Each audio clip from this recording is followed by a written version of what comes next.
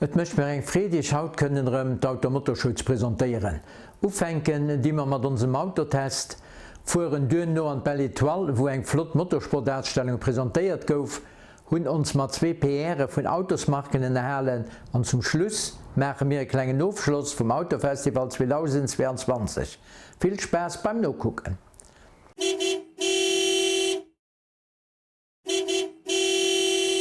An unserem Autotest keimer lomole Blick op den neien Opel Mokka E.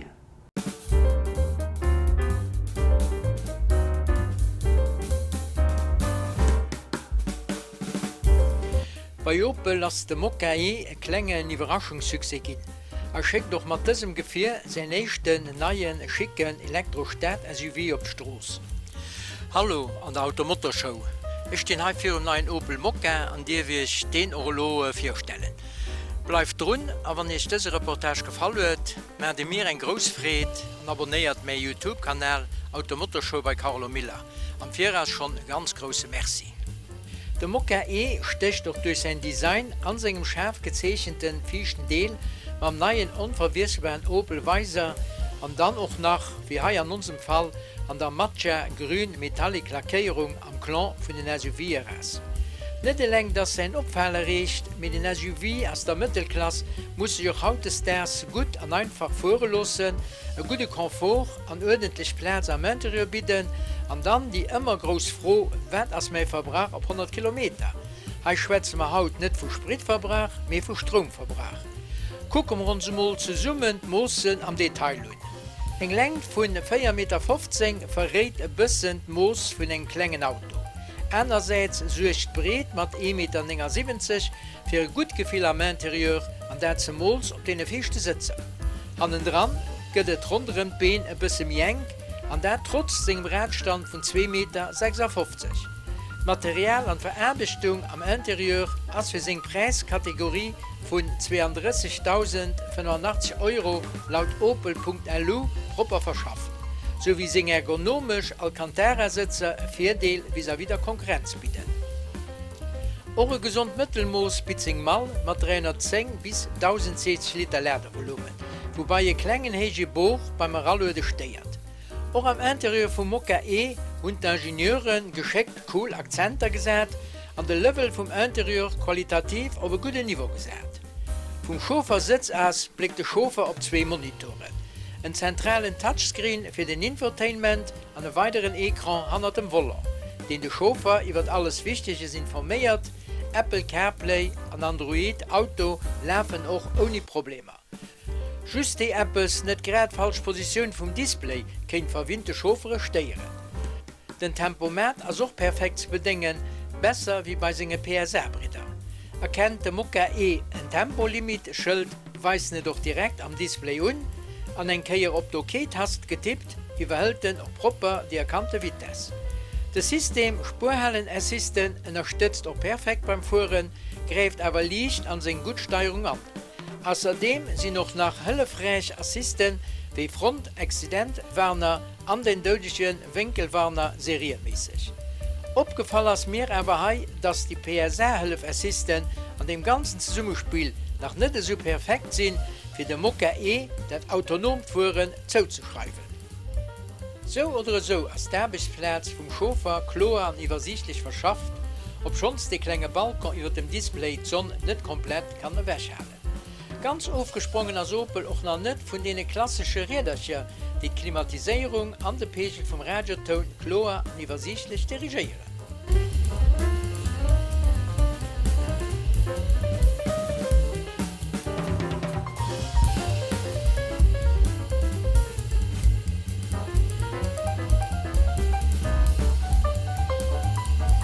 Für einen leistungsvollen und pissbarlosen Antrieb sucht ein Elektromotor mit 100 kW, 136 PS und einem maximalen Drehmoment von 260 Nm, eine Beschleunigung von 0 auf 100 km/h an 1,2 Sekunden und eine maximale Vitesse von 150 km/h elektronisch begrenzt.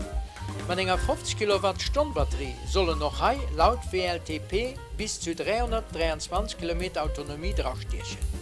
Mit noch vollem Oplöden während 5,5 Stunden und einer 11 kWh Born können Display am Eco-Mode aber nimmen op 290 km sowie 270 km am Sportmodus an 280 km am Normalmodus. Am Eco-Modus geht die Leistung an den Komfort von der Hitze begrenzt, und da wäre auch nicht mehr wie ein Vitesse von 150 km an der Stunde dran. Am Stadtverkehr hilft der Eco-Modus auch ein bisschen Autonomieangst zu vertreiben. Wie gesagt, die Lohrpunkte Verbrauch an Oplöden aus. 15,8 bis 16,2 Kilowattstunden gedoppelt auf 100 km un. Wir lochen nicht weit weg und haben am Durchschnitt die 17 Kilowattstunden aufgezappt. Für mich hat der Weis vom Fahren mehr sportlich wie komfortabel ein guter Wert.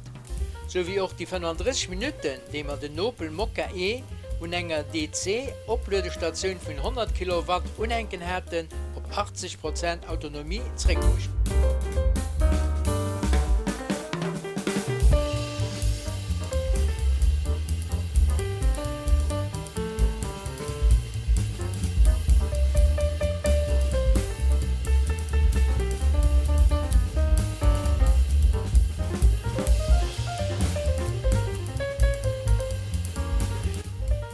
Die Rekuperationsstufe lässt sich nicht erstellen.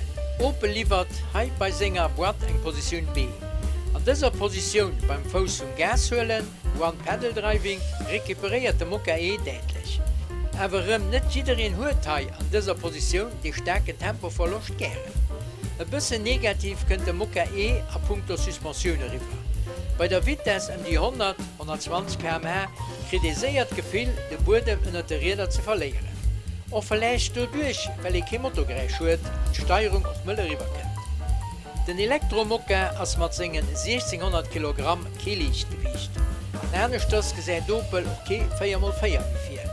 Durch seinen Debeschwerpunkt lädt der Mokka E auch gut an die Kehren, lässt aber hier kein sportliches Gefühl abkommen, wie bleibt dem Punkt Komfort beim normalen Cruisen bis 130 km/h aber frei. Als Fazit kann ich sagen, dass diesen Elektro-SUV von Opel zu überzeugen ist. Sowohl optisch wie durch seine Leistung. Sogar seine Donnähe von der Autonomie wäre realistisch zu erreichen, solange er sich normal am Verkehr verhalten hat, was bislang nicht bei allen Elektroautos an unserem Test der Fall wäre.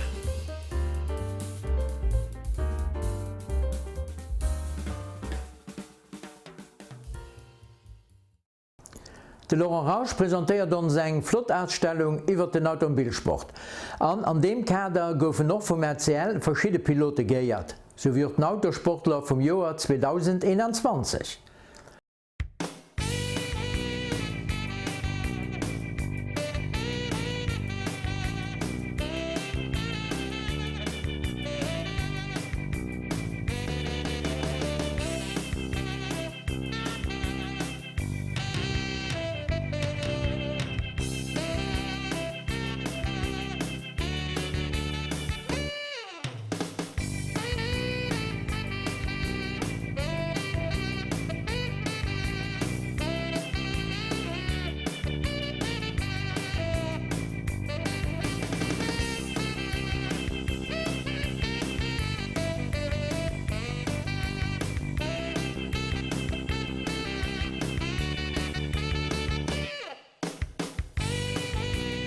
Laurent Rausch, wie ist die Idee von dieser Motorsportausstellung zustande gekommen?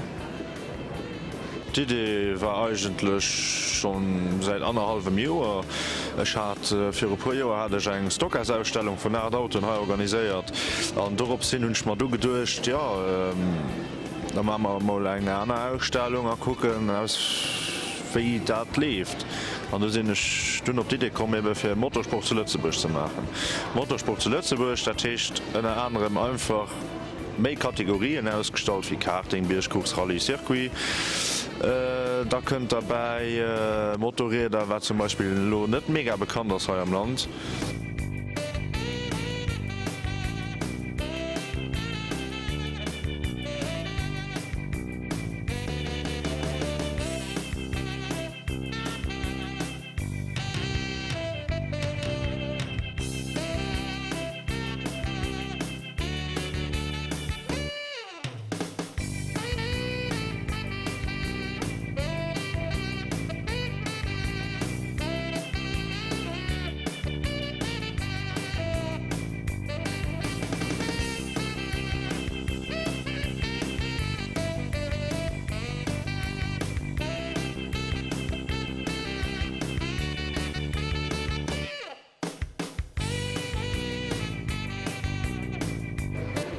Wei och ganz bestimmt en kleng Logistik erfordert, fir all des Autoen a Motorräder ze summen op eng Platz ze kreen.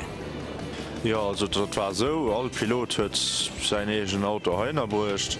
Dat Auto so natürlich schon Jolo ein Auto sto mal von engem bëssen mi bekannten Team Black Falcon, du huet Postcenter Lützeburg mech bëssen unterstützt an wie immer d Auto du sicher gegangen, weil dat awer eure Partner von Carlos Rivas.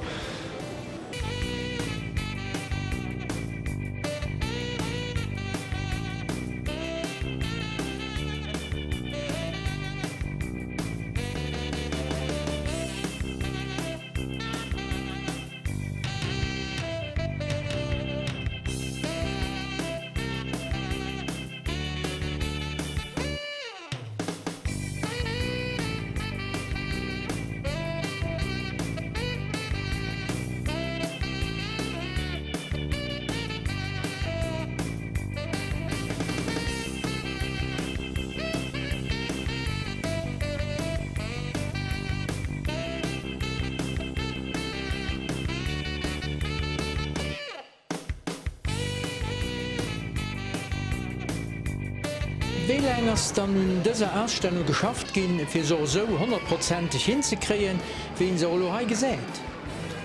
Ja, Schatz, die Ausstellung sollte eigentlich schon letzte Winter gewesen sein, aber durch Corona ist das nicht gegangen.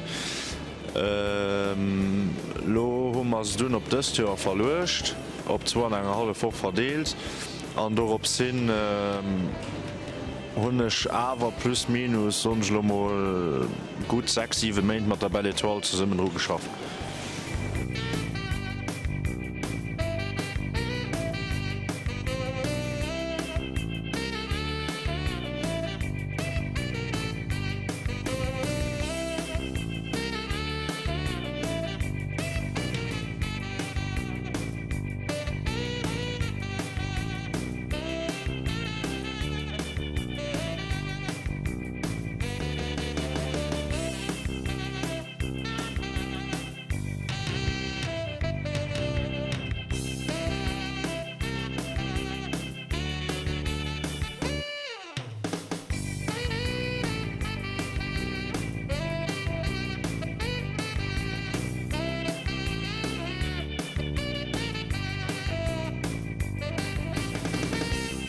Laurent Rausch steht dann auch eng Edition 2022 im Programm.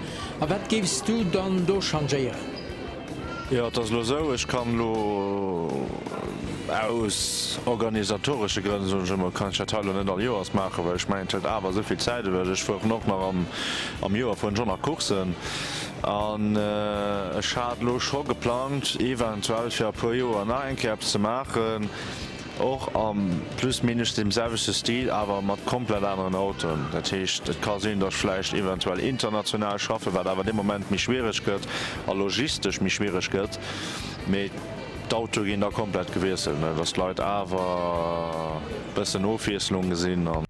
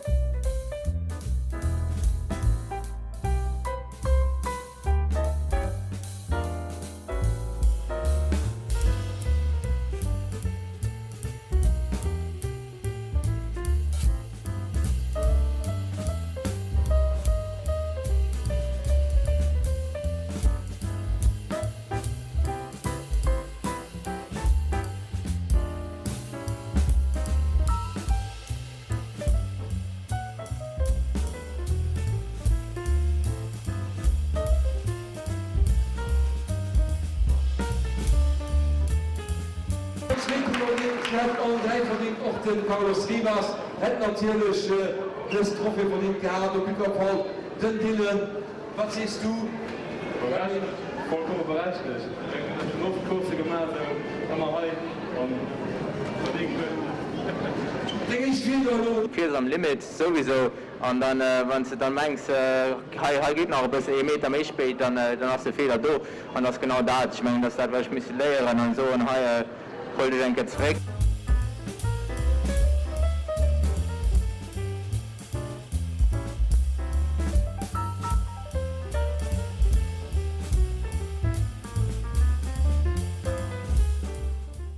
De Belschen Importateur Alkomotiv neuerdings Astera hat firieren der op Mënzbech invitéiert. Am mir konnten noch hei no e puer News iwwer hier verschiedene Marken e puer Autoen an eng klengen Test fuhren.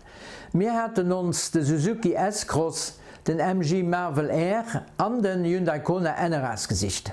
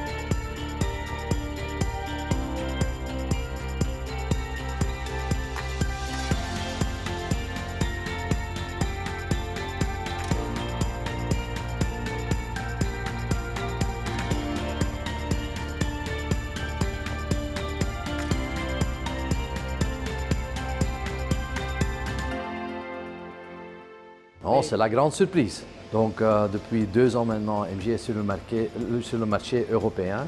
Et l'année passée, on a triplé nos ventes en Europe. Donc, c'est vraiment un fait très spécial, on trouve, parce qu'on est maintenant à jusqu'à 21 000 voitures qu'on a vendues en 2021 en Europe. Si on calcule encore les chiffres du Royaume-Uni, on arrive à 50 000, à plus de 50 000, donc c'est quand même, on est parti avec notre marque.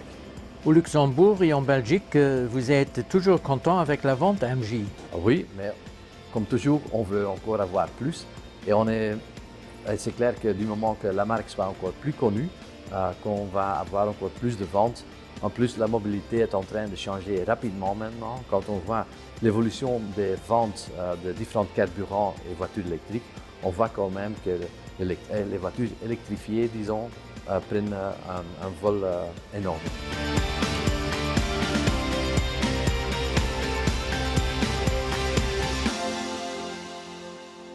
Point de vue Suzuki.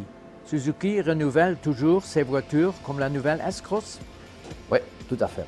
Donc le S-Cross est toujours été un peu moins connu que le Vitara, hein.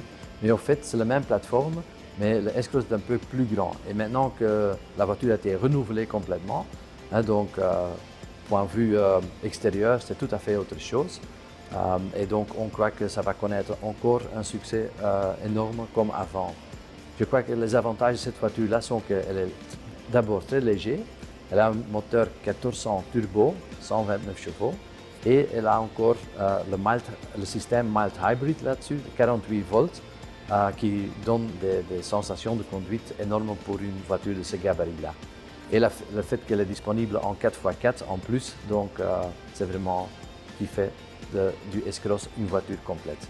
Il reste toujours sur le système hybride et mild-hybride.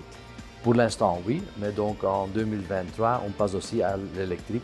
Et connaissant Suzuki, ils vont venir quand même avec quelque chose qui sera très fiable, qui n'a peut-être pas toutes les dernières technologies dedans, mais uniquement des technologies qui ont prouvé qu'ils sont fiables et toujours pour des prix très raisonnables.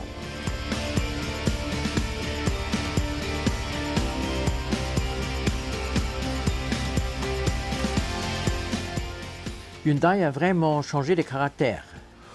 De caractère, oui, mais Hyundai a surtout changé d'image, je dirais. Enfin, là où Jusqu'il y a 3-4 ans de ça, Hyundai était un peu le choix de la raison, pour dire ainsi. Des voitures très fiables, certes, des voitures aussi avec une garantie 5 ans, sans limite kilométrage, etc. Donc c'était un peu le choix de la raison, pour dire ainsi, mais avec des voitures qui étaient, on peut le dire, en design, pas toujours les plus attrayantes ou pas toujours les voitures qui sautaient à l'œil comme certains autres. Ce qui est vraiment arrivé maintenant, ce qui nous arrive vraiment maintenant avec Hyundai, c'est que oui, les qualités intrinsèques sont toujours là. Une Hyundai reste la voiture très fiable, très abordable, très accessible à tout le monde, avec toujours ces 5 ans de garantie sans limite kilométrage, mais avec l'arrivée des voitures comme déjà le New Tucson, mais aussi Santa Fe, et surtout maintenant en électrique avec Ioniq 5, nous avons vraiment trouvé une ligne de design qui fait rêver des gens. C'est ça qui est le plus important, je pense, c'est qu'on a couplé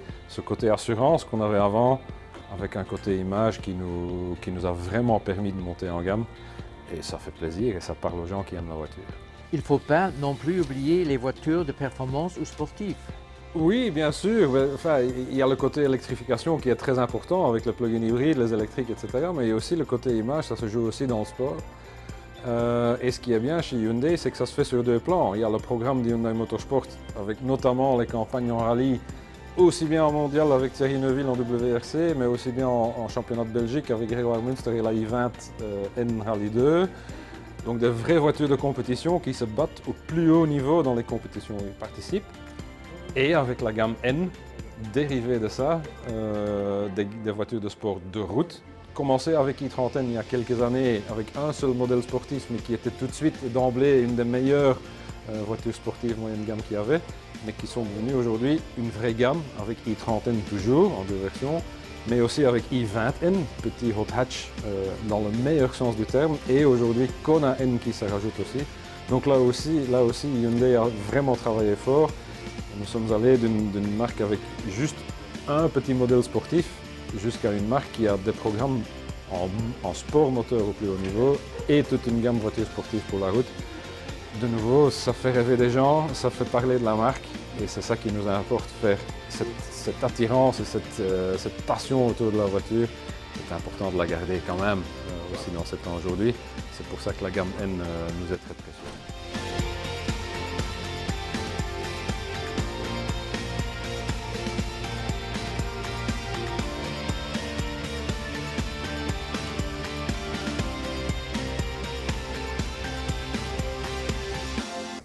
An zum Schluss hun man nach klengen Ofstecher a verschiedene Garage gemerk.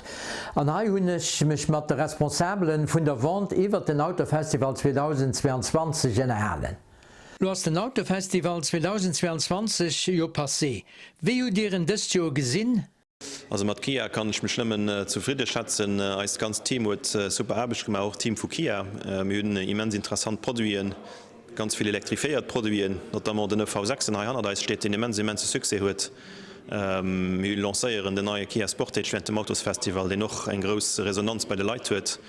Net vergessen all die anderen Modelle von engen Pikant ugefangen, die Kleinmodeller mir wirklich viel Suse mat Kia des Autosfestival. Cette année, le festival, on va dire qu'il y a une tendance forte qui continue, c'est la partie des leads. Et puis on a eu une bonne surprise parce qu'on voit un peu plus de monde que l'année dernière, plus de fréquentation dans notre showroom, avec notamment le week-end dernier où on a eu pas mal de visites.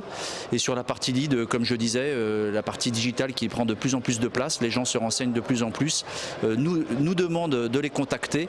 On a plus 40% sur les 2 dernières semaines par rapport à l'année dernière. Ja, wir sind mit dem bisherigen Verlauf des Autofestivals ganz zufrieden. Das Autofestival hat ja in Luxemburg eine sehr lange Tradition und wir Luxemburger, da schließe ich mich jetzt auch ein, sind ja auch autobegeistert. Das haben wir auch in diesem Jahr wieder gesehen. Seit dem Beginn des Festivals in den letzten 2 Wochen haben wir regen Verkehr in unseren Showrooms. Wir haben interessierte Besucher, die sich nach den neuen Modellen erkundigen und so weiter. Trotzdem muss man das Ganze natürlich auch im Kontext der Pandemie aktuell sehen. Mit der hohen Infektionswelle ist es natürlich so, dass auch weniger Besucher vielleicht in den Showrooms kommen. Aber wir sind in Summe sehr zufrieden mit dem bisherigen Verlauf. Oui, c'est vrai que cette année, on peut considérer que c'est un festival un peu spécial, sous fond de crise, de pénurie de voitures, en fait, de production. Et donc, on s'est tous un petit peu bougé pour trouver des véhicules sur le marché, pour faire des pré-productions et pour avoir un peu de stock pour ce festival. Je dois dire qu'en tous les cas, chez Autopolis, on a pu faire tout ça. Donc, on a une offre pour nos clients qui est quand même intéressante, avec des délais de livraison qui sont, pour certains véhicules de stock, plutôt rapides, dans les 15 jours, et d'autres qui sont à ce moment-là dans les 3 à 6 mois. Voilà.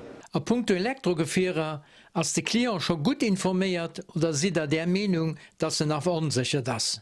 Les voitures électriques, c'est un vrai sujet. Et on pourrait dire que ce festival, c'est un festival électrique. Plug-in hybride, mais surtout voiture full électrique. Je dois dire aujourd'hui, on remarque vraiment que ce festival, il y a eu énormément de demandes et franchement, on a vu notre volume de vente de voitures électriques exploser. Alors chez Autopolis, on a une société de leasing et on fait du private lease. Donc là, ça permet à nos clients de venir avec une mensualité qui est plutôt intéressante et donc aucun souci, tout est compris. Et ça, je dois dire que ça fonctionne commercialement très très bien. On a énormément de demandes. Mais on a aussi des clients qui nous achètent leur voiture électrique, je dirais avec un financement normal ou bien directement sur fonds propres. Donc la voiture électrique, c'est le sujet en permanence de ce festival 2022. Ja, die wesentliche Frage, die unsere Kunden in diesem Jahr beschäftigt, ist natürlich die Frage nach der richtigen Antriebstechnologie. Der Kunde hat ja die Wahl zwischen den klassischen Benzin- und Dieselmotorisierungen oder den Plug-in-Hybrid-Fahrzeugen, wo wir auch sowohl auf Diesel- als auch auf Benzinbasis anbieten, oder den rein elektrischen Fahrzeugen. Unser Schwerpunkt in diesem Jahr sind die rein elektrischen Fahrzeuge. Hier haben wir 2 neue Modelle, die wir präsentiert haben mit EQB und EQE oder auch ein EQS 53 AMG. Das heißt, wir sind als Mercedes-Benz hier derzeit schon ganz breit aufgestellt und haben von der vollelektrischen EQA bis zum EQV praktisch fast in jeder Baureihe ein voll elektrisches Fahrzeug. Auch die Plug-in-Hybrid-Antriebe erfreuen sich einer großen Beliebtheit. Bei den jeweiligen Modellen haben wir mittlerweile fast mehr wie 40% Plug-in-Hybrid-Anteile, sei es auf Benzin- oder Dieselantrieb. Diese Fahrzeuge haben mittlerweile auch schon je nach Baureihe teilweise elektrische Reichweiten bis über 100 Kilometer, sodass man dann in der Stadt zum Beispiel emissionsfrei fahren kann, aber auf der Langstrecke trotzdem auf den Komfort und die Reichweite eines klassischen Verbrenners zurückgreifen kann. La demande sur l'électrique, alors 100% électrique ou l'hybridation, elle aussi augmente de plus en plus. Les gens se renseignent et c'est vrai qu'avec les aides gouvernementales, on peut dire quand même que le passage à l'acte sur la partie électrique est beaucoup plus facilité qu'autrefois. Wa mir merke mat Kia, wie dats ma viel elektrifiiert Modelle an der Gam hunn, Zigleit die ganz gezielt, wenn se dabei kommen. War doch normal, als man wirklich ganz gut Produkt an dem Sinn hunn. Wir merken aber schon, dass nach eng Majorität vu Leiit net un elektrifierten Auto interessiert sind, weil ihre Business war den anderen as war ze so das Fleisch nach Zeit viel man engem thermischen Auto zu fuhren. Als Chance dass das mehr an der Gamm und der Markt die man verkaufen eben sowohl der den wie der danach tun an dem no dem Klient kann eng Antwort gehen. De Benziner an den Diesel as jo bestimmt och nach ein Thema beim Klient. Verständlichkeit gefrot, also das immer eng Majorität von Eis Wante sind immer fir thermisch Motoren, sowohl Benzin wie Diesel eben just weil ganz vielleicht nach gewinnt sind, weil sie net Idee hun hier gewunschen zu anderen final weil dat eben dem entspricht, wie sie hier ein Auto benutzen hier im Profil fir weit Strecken zu fuhren oder lang zu fuhren, ist dat absolut ein Antwort oder eben noch die Leute, die enger mocht sein, zum Beispiel do elektrisch ich net so dat ideal. Je crois qu'on va encore parler de tendance. Aujourd'hui, l'électrique et l'hybride représentent pratiquement 37% des immatriculations. Et c'est vraiment en très forte augmentation par rapport à 2019-2020. Donc la partie thermique, forcément, de facto, elle diminue petit à petit. L'essence reste quand même majoritaire et le diesel a de moins en moins la cote. Sachant qu'effectivement, quand on achète un véhicule thermique et qu'on entend que la partie électrique sera 100% du marché à horizon 2025-2030, les gens se posent des questions sur si j'achète aujourd'hui une voiture thermique, ça va donner quoi sur la revente dans 4-5 ans. Donc c'est une vraie question. Ja, der klassische Benzin- und Dieselantrieb hat nach wie vor seine Daseinsberechtigung. Hier hängt es wirklich von dem konkreten Fahrverhalten und den Bedürfnissen der Kunden ab. Hier ist es wichtig dann, dass unsere Kaufberater dem Kunden mit einer Bedarfsanalyse, mit Rat und Tat zur Verfügung stehen, um den Kunden dann auch zu beraten, was jetzt für seine jeweilige Situation der beste Antrieb ist. Nach wie vor brauchen wir Benzin- und Dieselantriebe und sind für sehr viele Kunden auch die sinnvolle Wahl. Outre les voitures électriques et la demande de plus en plus importante, on voit aussi naturellement que des clients sont intéressés par des voitures plus sportives avec moteur thermique. Et là, on voit naturellement des voitures comme la i30N de chez Hyundai où on a un succès qui est très important. Et on remarque naturellement que les clients sont intéressés par beaucoup de choses. Une chose est sûre, c'est que le diesel est en train de chuter fortement et ce sont les voitures électriques qui prennent la part de marché et les voitures, je dirais, à caractère plus thermique, plus performante, reste encore quelque chose qui est très apprécié par notre clientèle luxembourgeoise. Froen um Bilan vom Autofestival 2022 hunn ich awer och misse stellen. Alors voilà, moi je suis très content en tous les cas pour Autopolis. Le bilan il est très positif. On remarque qu'on a eu beaucoup d'affluence. On peut dire que l'affluence a un petit peu chuté par rapport aux autres années, mais c'est normal. Plus de clients finalement signent parce qu'ils viennent et ils ont beaucoup d'informations déjà en amont, donc sur Internet et sur les différents réseaux sociaux. Donc nos clients savent exactement ce qu'ils veulent. Et quand ils viennent ici, c'est plutôt pour faire encore un test, pour se faire conseiller par un commercial, parce que c'est important le conseil, surtout sur les voitures électriques. C'est quand même une technologie qui est très moderne, très nouvelle en tous les cas. Et voilà, et en finalité, on signe autant de véhicules que l'année dernière, qui était déjà une très bonne année pour Autopolis. Donc pour moi, ce festival 2022, il est excellent et il répond pleinement à nos besoins. Das diesjährige Festival ist sicherlich besonders. Wir haben es mit der Covid-Situation zu tun. Wir haben natürlich eine Branche, die im Umbruch ist. Wir haben die große Frage nach den Antrieben. Wir haben das Thema Verfügbarkeit der Produkte mit längeren Lieferzeiten und knapperen Beständen. Aber was uns immer geblieben ist, ist die Leidenschaft für das Automobil. Und wir sind froh, dass wir auch dieses Jahr unseren Kunden hier wieder eine hervorragende Palette präsentieren konnten, unsere Neuheiten und wie die Wege in die Zukunft aussehen. Von daher, wir sind in Summe sehr zufrieden mit dem Festival in diesem Jahr. Und Bilanz wird natürlich zum Schluss gezogen. Wir hatten sehr viele interessierte Kunden. Wir rechnen damit, dass wir uns da auf einem guten Niveau einpendeln werden. Es werden sicherlich nicht die Rekordbesucherzahlen sein oder die Rekordverkaufszahlen, aber insgesamt sind wir mit dem Verkauf sehr zufrieden. En termes de bilan, on peut dire, même s'il reste encore une journée, elle est importante, c'est aujourd'hui, samedi, dernier jour, on peut dire beaucoup plus de leads qu'en 2021. Plus de visites, et ça c'est une surprise et c'est de bon augure. Et puis en termes de chiffres et de prise de commande, on a sur Dacia, on est en avance par rapport à 2020 et 2021. Et sur Renault, on a de l'avance sur 2021 et on espère se rapprocher des chiffres de 2020. Donc on va dire, globalement, c'est un résultat positif, mais il ne faut quand même pas oublier que le festival continue jusqu'à la fin février. Et cette partie des 3 semaines entre le 7 et le 28 sera aussi importante pour confirmer la tendance qu'on a pu sentir. Also wann ich de Bilan soll zeien lo fir asem lächten Samste vum Autosfestival kann ich so immer zufrieden. Also dat ich zufrieden hecht, dass man an dem Bereich auf Vente Lei wie man dat erhofft hatten, das kein exceptionelle Krü, das ganz gute Krü an dem Sinn, dass man Theo am Fongreich lufenken, dass man neue Produkt lancieren, dass man durchaus optimistisch sie fir die next Main. Voilà, ich gebe so positiv überrascht.